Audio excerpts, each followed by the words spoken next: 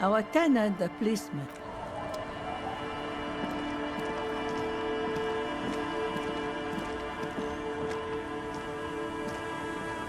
The scruffy-haired little boy kicks a stone. He can't be more than 5 years old. He watches his brother kick the stone with his tongue lolling out of his mouth. This one doesn't say anything, kicking the concrete with his worn-out sneaker. Lily's our mum. The stone kicker laughs suddenly. His head is too large for his shoulders. The other one laughs as well. Wow, so intellectually stimulating. The stone-kicking one becomes frantic all of a sudden, as if that's something to be scared of. The obvious fact that you just stated. He looks just like me. The boy doesn't answer. His brother throws another rock. Both of their hair is covered in some kind of dirt. You're bad with kids. Don't worry, everyone is. How about we do some police work now? We're not getting anything here. You're stupid. Okay.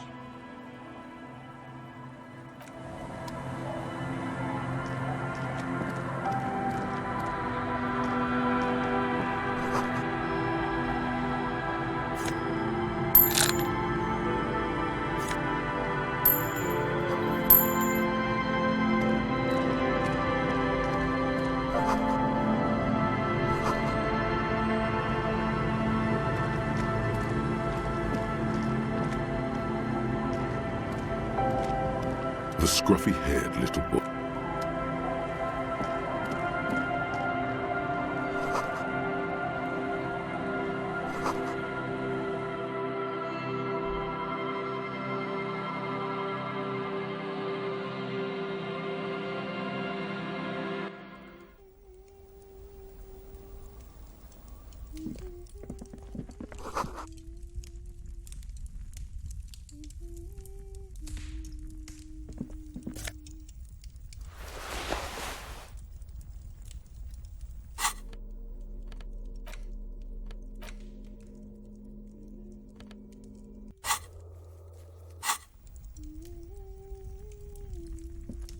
Hello, mister. She clutches a small stuffed animal. Occasionally, she twirls it around. Yes, I am. Little Lily. You know my mom? That's nice. My mom is great.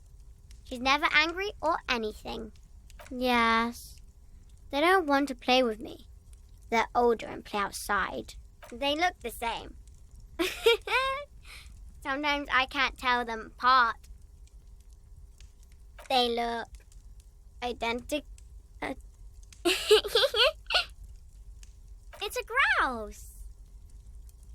You might be able to get on Gart's good side if you replace the broken skewer you almost certainly broke.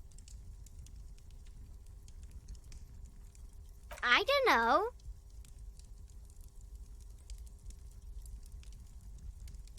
Sure. I mean, you already took it. I don't like it anyway. It looks angry. It's Lammy. He's my friend. Sort of.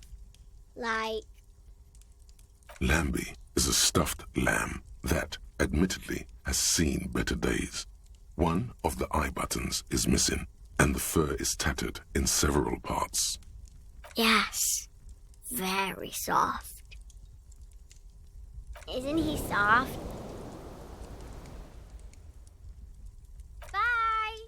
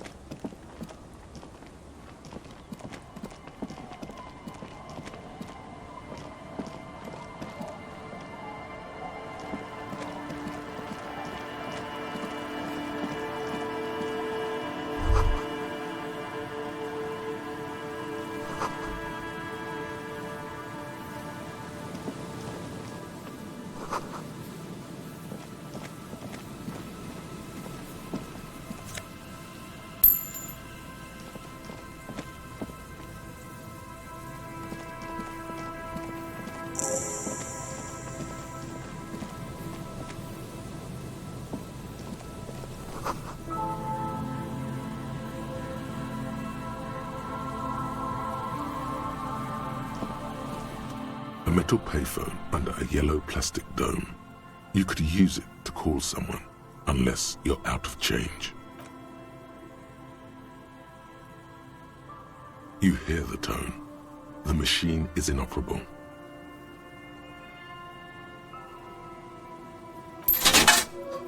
Calling.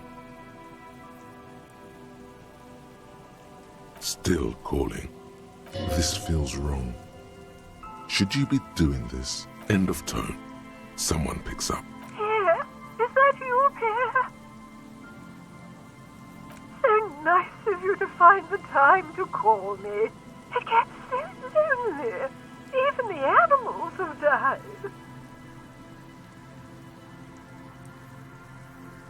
Are you sure you're Pierre? Your voice, it's different. There. Her voice is drowned in white noise. Sounds like waves washing a beach, growing in volume until the call suddenly disconnects. You get a sinking feeling. It makes you look if Lieutenant Kitsuragi overheard you. To your relief, he did not.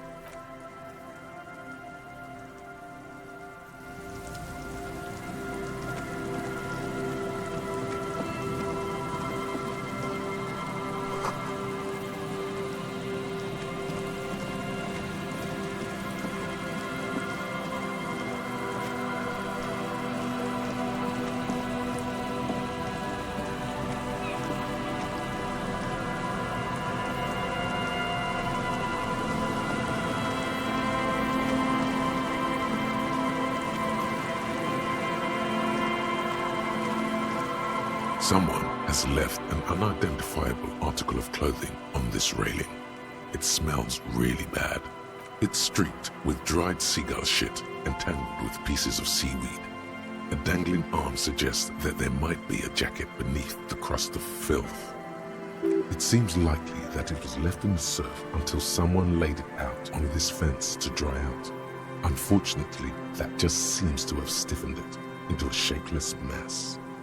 Please tell me you're not taking that with you. It's a guano-encrusted jacket, and you're already carrying around enough as it is.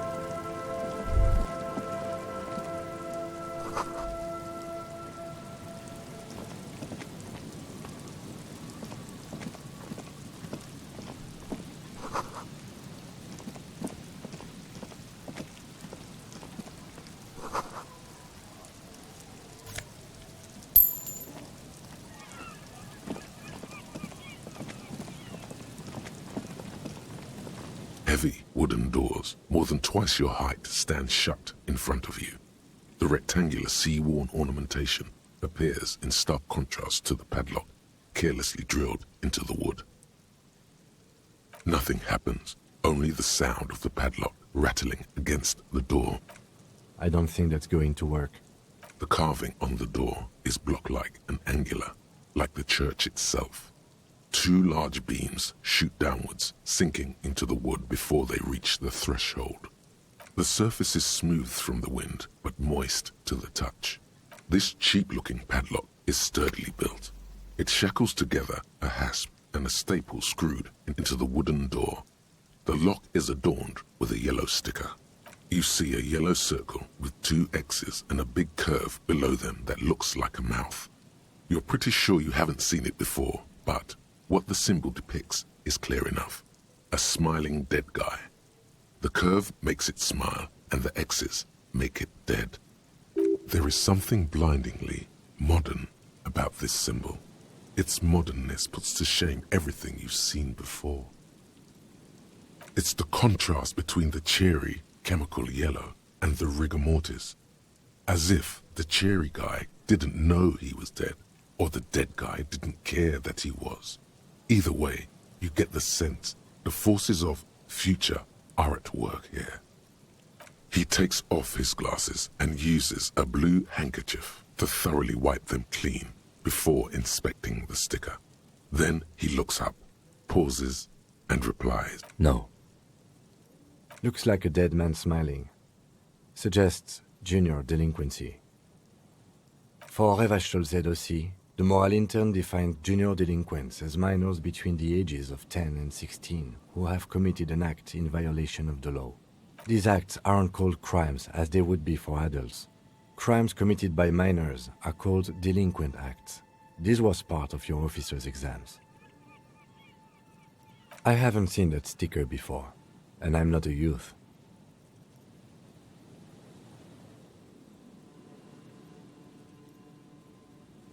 That level of conceptual thinking is not part of my skill set. Your hands are clammy from the sea air. The piece of sticker keeps slipping away. The lieutenant hands you a blue handkerchief. He looks a little dismayed when he gets it back crumpled. However, it should be easier to peel the sticker off now. Your hands are clammy from the sea air. The piece of sticker keeps slipping away. Hurt, the lieutenant looks up at the roof of the church, ignoring your little tent. The padlock hits the wood like a knocker. With a resounding thud, your cold hand hurts from the impact. Congrats. The padlock passes through a staple that's been hastily attached to the wood. Closer inspection reveals that one of the screws is not a screw at all, but a nail. The work has been done recently and is unprofessional, to say the least. Should you want to get through, it might be easier to just pry the whole thing off. Maybe we should circle the building first and look for another way. The building has seen enough mistreatment. There is a touch of guilt in his voice. Can you hear the pulsing bass underneath the wind? A sure sign of junior delinquency, somewhere east of here. There's something on the sea ice there.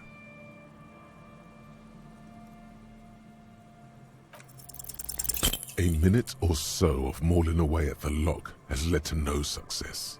The pry bar in your hand has given you zero mechanical advantage. I'm not as sturdy as you are. I have even less leverage. The doors remain unchanged, closed with a padlock.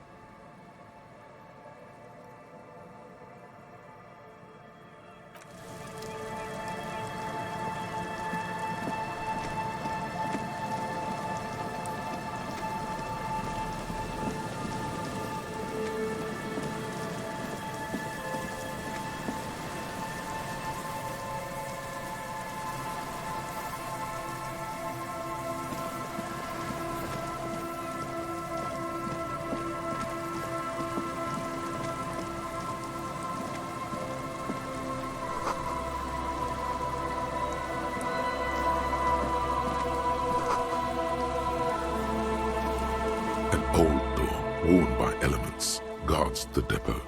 The wind has blown a sand dune in front of it. The door hasn't been opened in a long while. You see a handle. It's military, a service depot of some sort. Probably something that is no longer there. You rattle the handle a bit, then push on the door with all your weight. It does not budge. Not only is it locked, it's also jammed shut. We don't get in there. Frankly, you're just going to have to accept the fact that you can't get in through every single door. No. We've gotten into every door thus far. That's what we do. We open doors. We're cops. That's our perk. Even Everard knew that's a part of our MO. Relax. No one's hiding in there. If we can't open it, others can't either. And thus they can't get in. At least you can think about opening it, about doors in general. They are, after all, fundamental to your life. Perhaps something useful will come from this.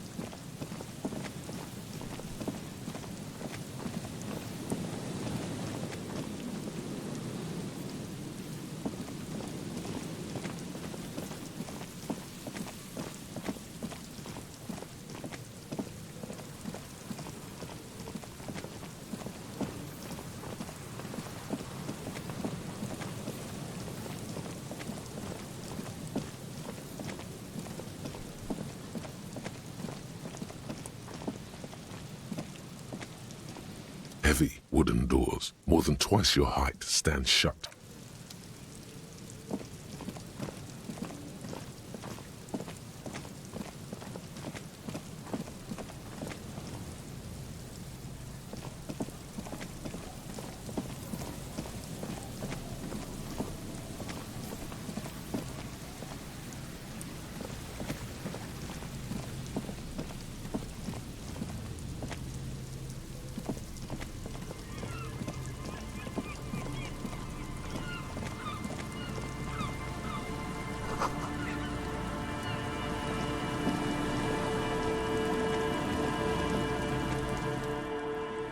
Go. Nice and easy. No way out, little guys. Not out of this jam. There's a cylinder on the ground in which the man is arranging some netting. It looks like some kind of trap. He notices you. Who's there? Oh, the police. Hello, officers. Is that the police? Why are the police here? Don't worry, Gary. I'll handle it. Maybe the water lock is fixed.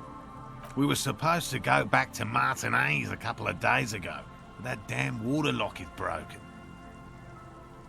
Oh, good. We should really be getting back. Gary could use a hot shower and a warm bed. Did he say we can go back now? Yes, Gary. We can go soon. Wilderness? You must be joking, officer. I'm looking for a rare insect. The Insulindian phasmid. Fieldwork. Nothing quite like it. Morel. Cryptozoologist. I'd shake your hand, but... For all his passion, this man is diligent and patient. You could learn things from him.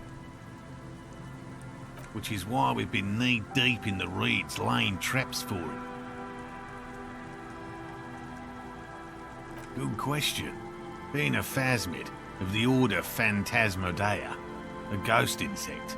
It disguises itself as plant matter. In this case, the reeds. Awful lot of reeds around, aren't there? And I suspect it may have also developed other specialised techniques to protect itself from predators or scientists in our present case. It's my hypothesis that it has evolved certain electrochemical defences that allow it to interfere with animal perception, impeding pattern recognition, confusing the visual cortex. But I cannot describe how these defences work, much less how they evolved, without studying a live specimen. Yes, it makes perfect sense. You're beginning to suspect there's something paranatural about this phasmid. A ghost insect, he said? These people are looking for a ghost. No, that is precisely what we're not. We are zoological specialists, looking for an extant species of phasmid. I'm expecting it to be quite giant. One known species of phasmid, called the Megaphasmodea zoensis, is about the size of a grown man's forearm. So,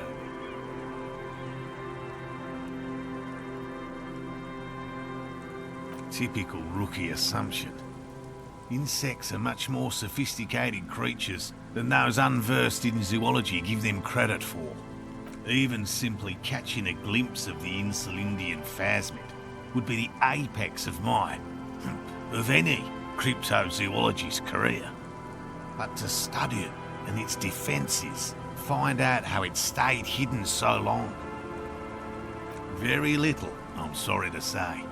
No one's ever captured a specimen, so all our information is based on first and third-hand accounts. Not yet. That's what makes it a cryptid. Just out of curiosity, if there's no proof of its existence, how do you know it's real? I know it's real.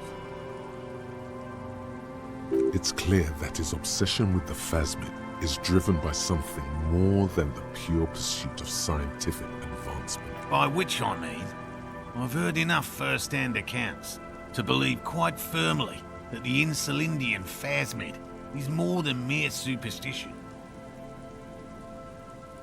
There was a credible sighting here recently. A pair of teenagers described a creature that matched the Insulindian phasmid to an uncanny degree, despite not knowing what it was themselves. It's the first credible sighting in several decades. Admittedly, it's an unusual location for this species, but with all the sewage runoff upstream, it probably doesn't matter much anymore. I have to resist the thought. Such an extraordinary creature is doubtlessly highly resilient. After all, it's generally thought to be capable of parthenogenesis. He means asexual reproduction. The females of the species don't need to mate to produce viable eggs. This makes it easier for a species with a small population to survive. Yes, the Insulindian phasmid is a very clever insect. That's why it's so damn difficult to catch. But as a scientist, I'll try my best to remain dispassionate. I've just always liked animals and puzzles. Searching for cryptids is a bit of both. He seems reluctant to talk about himself, but he'll open up, if you prod a little. It's not child's play, just because I have to traipse through the mud every so often.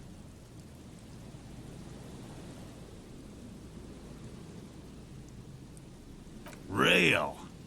I know you think one is a respectable profession, while the other is superstition. Everyone does. Indeed, my methods do not differ from other scientists. I simply draw upon a wider variety of evidence. And I have more hope that something truly surprising might happen. No, as I said, I have yet to catch a cryptid, although I have come close. Close enough to keep trying. Everything from forgotten regional lore to newspaper accounts, like the one that brought us here, to look for the phasmid. I keep a very open mind, He's interested in things that people believe that scientists don't. Most establishment scientists only care about reputation and remuneration, not real research, and certainly not the truth. They're a cowardly lot, and both the field and basement archives can be dangerous places. No, very few cryptids are ever discovered, and not for a lack of trying. To stay hidden is a cryptid's primary quality. It's even in the name, cryptid. Of the list of cryptids kept by the Cryptozoological Society of Chemnee, which is 4,082 items long, about 2,000 have been confirmed as hoaxes. 2 are categorised as confirmed discoveries. The rest are in differing stages of discovery, refutation, and data collection. Yes, the Chateau Quan forest pygmy, who turned out to be an extinct species of primate, and a cave salamander from Yugograd, who is, honestly, quite unremarkable. It's in a zoo somewhere. We cryptozoologists are brutally honest with ourselves, more so even than the public. With cryptids, most cryptids are hoaxes or they are never found. That does not mean we should stop searching. In fact, it is 0.05%. Ever more magnificent should our search contribute to making that number 0.075%. He has clearly done his math on this. There is no surprising him or swaying his opinion. Yes? Well, they may not look impressive, but Lena designed them quite cleverly, so I'm sure they'll do the trick. Locusts. Nearly all known phasmids are herbivores, of course, but we've hypothesized that the Insulindian phasmid might occasionally prey on other insects. A meat-eating stick insect? Does it pretend to be the reeds as part of its ambush behavior? This seems unlikely. Simple. Attracted by the locusts, the phasmid crawls down the funnel and, having eaten its fill, can't get back out. At least, that's the intention. The net isn't a perfect solution, but we didn't want to use anything that might damage the specimen's delicate exoskeleton. Thank you for your opinion. We have also included plant material in the traps to satiate your skepticism. Not a big fan of skepticism, this one. They'll work, I assure you. The predatory hypothesis, using locusts as bait, accounts for the failure of previous efforts by other teams, which use plants. We have given this some thought. Yes. What? All right. What cryptids precisely? I usually discuss these things with specialists, so I don't know what. We would have to discuss. He wants to say, but decides against it.